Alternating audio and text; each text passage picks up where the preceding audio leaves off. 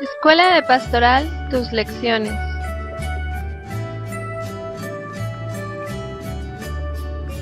Luz y sal, espero que se encuentren muy bien. Hoy vamos a reflexionar la lección número 15, Cristo nuestro Maestro.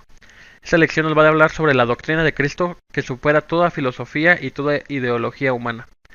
Pues bien, en los antecedentes vemos ya en las anteriores lecciones a Jesús como nuestro modelo y como nuestro ejemplo. Como nuestro modelo siendo el arquetipo de humano perfecto, como el hombre debería de haber sido siempre. Y como ejemplo lo tenemos en todas sus fases de su vida, cómo tuvo esos sentimientos y cómo tuvo esos sufrimientos también en su vida. Y así nos da mismo ejemplo de cómo él superó todo eso, los sufrimientos que tuvo y cómo también nos enseña a amar al prójimo. Bien, en esta lección vamos a ver también sobre el pensamiento de Jesús, porque nos vamos a centrar en algo ya que es lo esencial, que es lo que nos vino a traer. Entonces vamos a ver en su pensamiento sus opiniones, sus juicios, todo aquello que nos va a ayudar a entender cómo es Él. Entonces, de esa forma es que Jesús es el maestro del cristiano. Siendo nosotros cristianos, por seguirlo a Él, a Jesús nuestro Salvador, vamos a ir viendo, como les dije, con precisión cómo es que Él pensaba. Pues bien, nos habla sobre el latín que es magister, que quiere decir maestro, o magisterio, que es el magisterium, que es la función de enseñar. Pues Jesús fue tenido por maestro no solamente por sus seguidores, sino que por muchos otros más. Tenemos aquí que sus primeros seguidores, que fueron los discípulos de Juan el Bautista cuando se queda con ellos, cómo se queda con él, bueno, ellos se quedan con él y pasan la noche con él. Seguramente no lo dice la Sagrada Escritura, pero es muy probable que tuvieron la primer cátedra del maestro ahí juntos ellos tres a solas. También tenemos aquí al niño y los doctores, como lo vimos en una lección anterior, cuando se pierde Jesús en Jerusalén y lo van a buscar sus padres. Cómo se maravillaban con las respuestas que daba. Tenemos también la dirección espiritual, que es cuando pues muchos recibían auxilio espiritual o ayuda de él, a pesar de que no eran seguidores de continuo, sino de repente. También entre ellos pues un buen escriba, un buen fariseo, personas que tenían, que sabían que era lo correcto y aún así pues siempre lo trataron a él como maestro. Tanto así que también sus enemigos lo trataron como maestro. Igual fue como un poco engañoso para aparentar tal vez, pero pues lo entendían y se quedaban sorprendidos con lo que le preguntaban. La mayoría de lo que querían hacer sus enemigos era que cayera y que lo pudieran enjuiciar en ese momento. Pero pues Jesús siempre fue muy coherente con lo que decía y pues nunca lo pudieron hacer. Obviamente entre los discípulos y entre sus apóstoles, con menos frecuencia nos dice aquí que fue nombrado, con no menos frecuencia fue nombrado maestro entre sus apóstoles. Obviamente pues fue a los que más les tuvo que enseñar, fue a los que más tenían encargados una misión más grande dentro de esta misión evangelizadora. Fue maestro de las muchedumbres, es decir, de tanta gente, vivamos cuando habla con muchísima gente, en especial, como lo veremos aquí ahorita, que es donde vamos a ver su doctrina, es decir, en el sermón de la montaña o en el sermón del monte, donde él da unas palabras claras de lo que es la doctrina de lo que vino Jesús. Como vemos, y ya lo hemos visto en lecciones anteriores, pues Jesús vino principalmente a los pecadores. Entonces esa doctrina se basa principalmente en salvar a ellos, a los que más necesitan de Dios. Por eso comienza con la primera, que es bienaventurados los pobres de espíritu, porque de ellos es el reino de los cielos. Hay que recordar las lecciones pasadas, las concupiscencias. Nos hablaba una de que tenemos un vaso lleno y tenemos que irlo vaciando. Cuando lo llenamos de Dios es piedad. Es esto mismo, que los pobres de espíritu no son los que no creen o los que o los que pues prácticamente sí, no los que no creen o los que no quieren saber nada de Dios, sino que los pobres de espíritu son los que su espíritu está vacío porque pueden recibir más fácil a Dios. Uno comúnmente está más ocupado en otras cosas, trabajo, familia, pagos, etcétera. Entonces, ¿qué pasa? Que se va llenando uno de esas cosas. Los pobres de espíritu son los que ya están vacíos y pueden recibir con más facilidad a Dios. Por eso dice que de ellos será el reino de los cielos. Y asimismo todas las bienaventuranzas nos van a ir dando esa doctrina.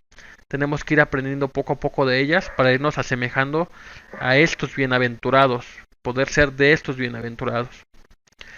Entonces la doctrina es muy diferente a lo que vimos al principio, que es una filosofía. La filosofía se basa más que nada en el conocimiento, dejando por lado lo espiritual. Y asimismo la ideología se basa en costumbres humanas y vamos dejando de lado lo interior. Nos basamos a lo exterior, dejamos de lado lo interior.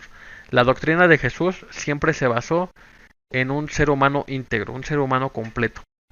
Es decir, que veía por la espiritualidad de sus seguidores, pero como vemos en algún capítulo de la Sagrada Escritura, ya tenían hambre y mucho tiempo de seguirlo.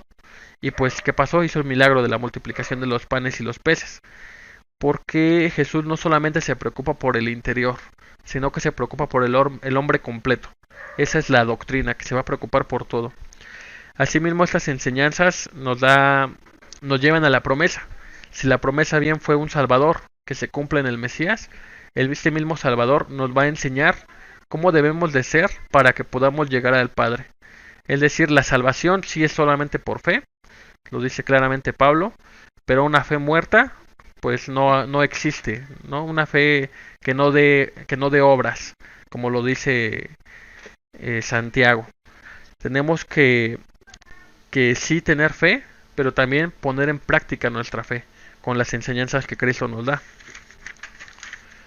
Muy bien, las enseñanzas de Jesús pues principalmente fueron en parábolas. Él se ocupaba de hacerlo de esta manera. Las parábolas son un ejemplo de algo, un ejemplo práctico de algo que es más difícil para que lo podamos entender.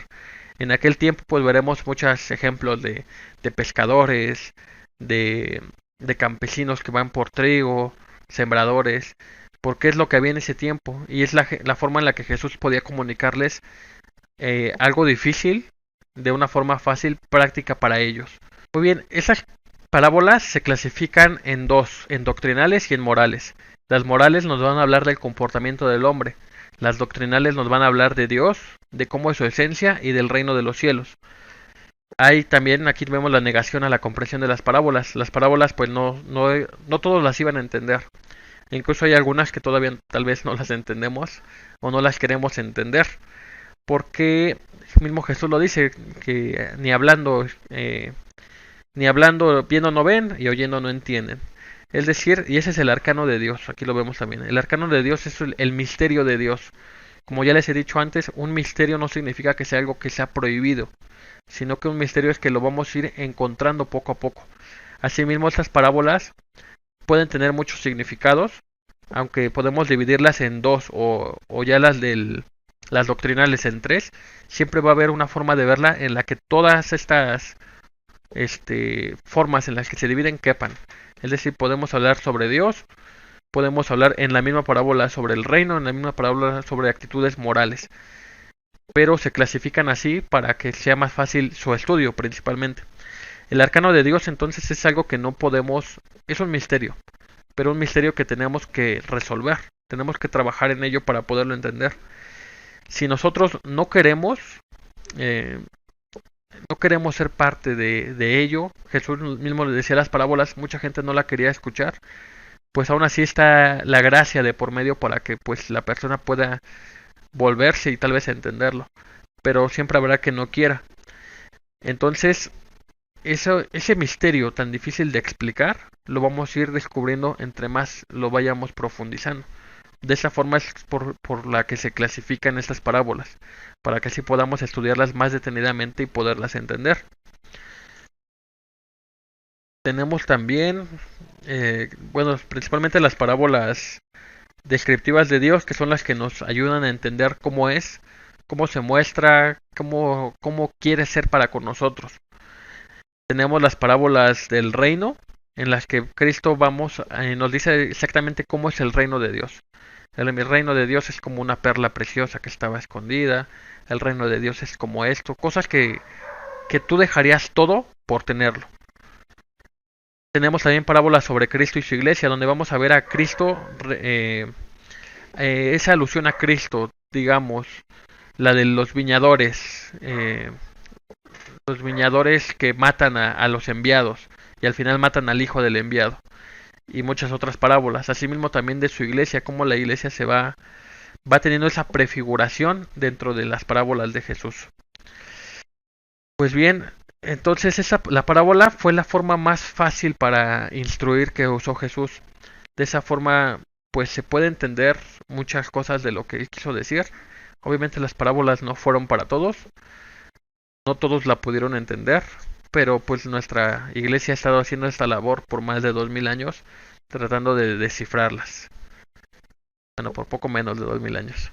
Tratando de descifrarlas y estudiándolas para que cuando lleguen a nosotros, en este tiempo, podamos seguirlas estudiando, pero ya lo podamos entender un poquito mejor. Esa sería la lección 15, Cristo nuestro Maestro. Espero les haya de ayuda, hermanos, hermanas, que tengan una excelente semana y que les vaya muy bien en su día de servicio. Hasta luego. Vayamos a ser luz y sal en el mundo.